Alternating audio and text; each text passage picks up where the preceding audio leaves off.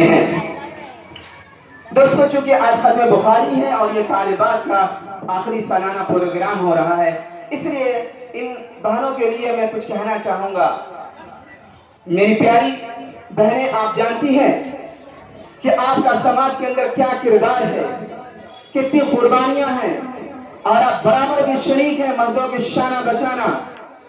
آپ جانتی ہیں اور آپ پڑھی ہوں گی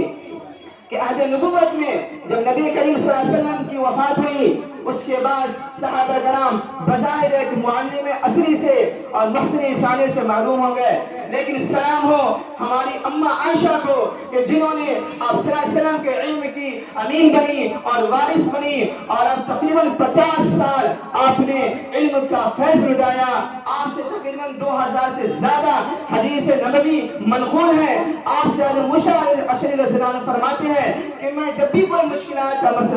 آتا اور کوئی مسئلہ پیش آتا جن کو میں نہیں سمجھ پاتا تو اماں عائشہ کے دربار میں جاتا اور وہاں پوچھتا، اور اماں عائشہ کے یہاں ہمیں مسئلے کا حل مل جاتا۔ آپ جانتے ہیں کہ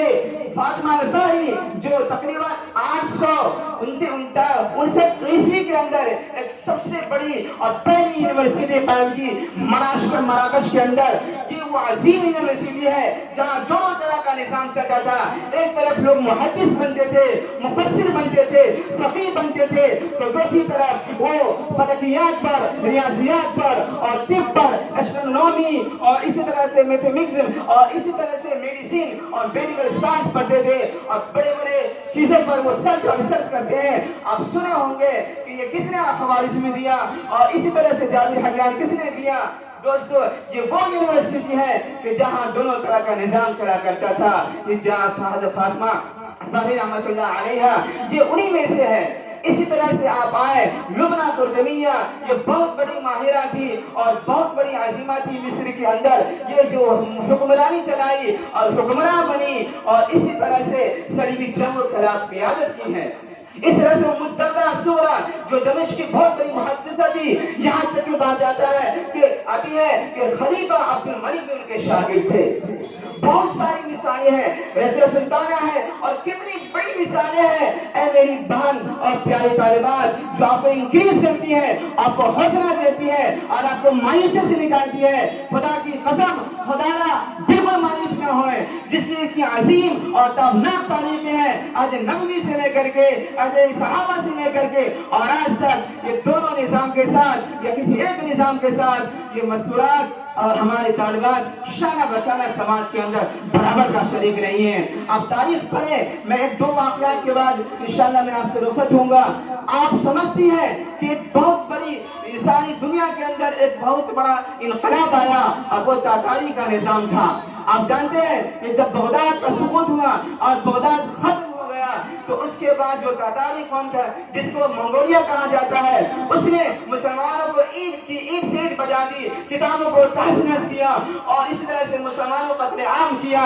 اور ان کی بہنوں کو، ان کی ماں کو، ان کی بیٹیوں کو کلیس کی شکل میں، بازی کی شکل میں اپنے پاس لائیں۔ اور چونکہ آپ جانتے ہیں کہ جنگوں جو مقیدی ہوتے ہیں ان کے ساتھ دنیا کی قوم اسلام کے علاوہ کیا برتاؤ کرتی ہے۔ چنانچہ جو وہ لڑکیاں آئیں اور اس کے بعد جب رات ہوئی اور جب ان لوگوں نے چاہا کہ ہم ان کے ساتھ اپنی تسکین کریں تو انہوں نے ان کی بیویوں کے پاس، تاتاری قوم کی بیویوں کے پاس گئیں، بولے کہ اماں آپ ہم سے جو چاہے کروا لیجئے، ہم ہر کام کرنے کے لیے تیار ہیں، لیکن پلیز اللہ کے واسطے مجھ سے بس یہ کیجئے کہ ہم اب تک پاک دامن تھے، اب تک ہمارے کوئی تھپا نہیں لگا تھا، ہمارے مذہب میں یہ ہے کہ ہمیں حیا اور پردہ کا حکم دیا گیا ہے، اس لیے ہم آپ سے یہ گزارش کرنا چاہتی ہے کہ ہم ہر کام کرنے کے لیے تیار ہیں، ہم پوچھا بھی کریں گے، ہم جھاڑے بھی لگائیں گے، لیکن اللہ کے واسطے آپ ذرا سا یہ مہربانی کیجئے کہ آپ اپنے شوہروں کو میرے پاس نہ آنے دیجئے، ہم آپ کا ہمیشہ شکر گزار ہوں گے۔